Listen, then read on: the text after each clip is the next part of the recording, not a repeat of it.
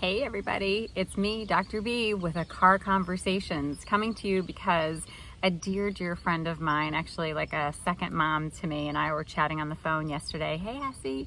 And she said, when was the last time you did a car conversation with Dr. B? I'm like, it's been a really long time. And we were having a discussion actually about something that is going on for a lot of people out there right now, given that it is clearly summer from my dress. And we are heading into the end of summer, and August is, I think, next week, which is crazy. So a lot of parents out there are getting ready to drop their children, and that are no longer, in some cases, children, off at college. And what does that mean, and all the different emotions that come from that? So she thought it might be helpful if I told you a story about my own experience with that. So for those of you who don't know, I have two daughters. One is going into her senior year and one is going into her sophomore year. So this time last year, I was in the throes of getting ready to empty nest. Now, of course, we know the nest isn't really empty because they come home over the summers and breaks if we're lucky.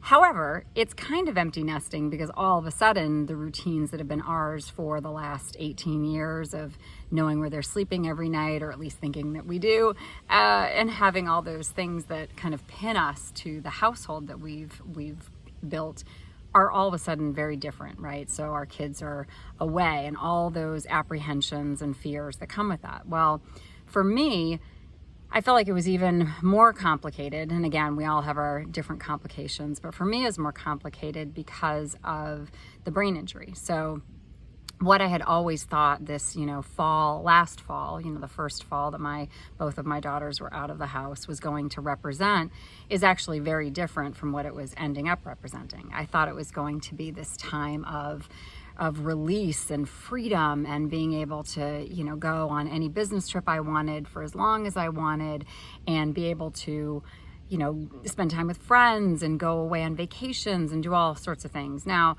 of course, I have a dog and a cat, so I have to consider those two creatures as well. But all of a sudden I was going to have so much more freedom than I'd had in the past. It was going to be my time, right? Kind of a reclaiming of my own identity, different than just being a mom.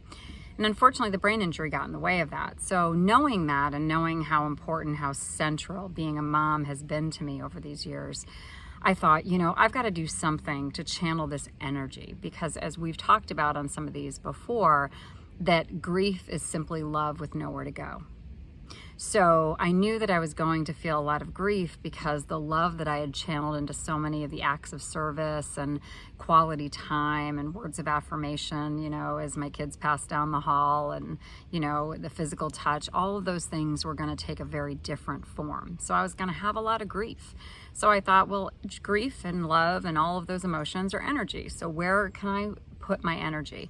Not to ignore the fact that I was going through a grief process, but to be able to simply acknowledge it, but not get lost in it. So what I did, and not everybody is in a position or has the interest of doing this, but what I did was I started a kitchen renovation. Yeah. So last spring, I started planning it, and last summer I was putting the finishing touches on it.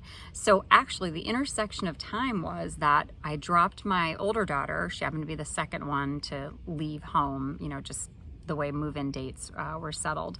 And I dropped her off, returned home, and an hour later, after I got home, people showed up at my front door to start whisking away my appliances. And the next morning, I broke ground. I started bashing walls down, ripping the ceiling down, ripping the floor up. And that went on for a number of weeks. And what it did for me was not only gave me a channel for my energy, but it also gave me a sense of a new space taking hold, this new chapter in my life where the kitchen, and I would never again sit at the kitchen table that I had sat with my children when they were younger at, because I got rid of the kitchen table. Same with the dining room table. I was never going to again be able to be in a kitchen that didn't have them in it in just a memory format in that same way, if that makes any sense. So like everything physically was changing as everything was changing physically and emotionally. So it was very much a cathartic, kind of ritual, symbolic process for me. And now I'm in this beautiful kitchen that I love. I have, I now share it with the girls when they come by or come home. And so it represents this moving on, this opening of this next chapter, because as much as we're going through a grief process and this transition process with our kids, so are our kids.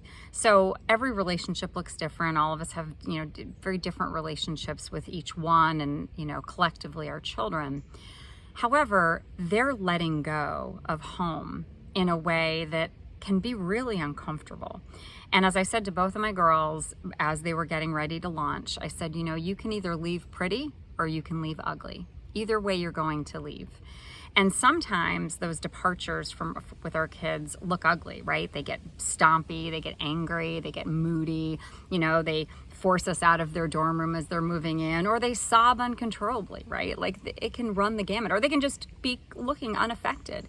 Any way you slice it, it is a developmental shift for them too. So in whatever way you want to think about this leaving pretty or leaving ugly, and this way of using symbolism and the channeling of energy to help you through this major life transition, just be honest with yourself and give yourself a whole lot of self-care around this, because it really is a big deal. So happy moving, happy launching, happy renovating. If you need any hints or tips or tricks or kind of other, processing about this, feel free to give me a buzz, send me a text, a message. I would love to support and help you. So with that, stay cool, stay hydrated for those of you going through lots of heat in your area as we are here, and go be the light. Bye.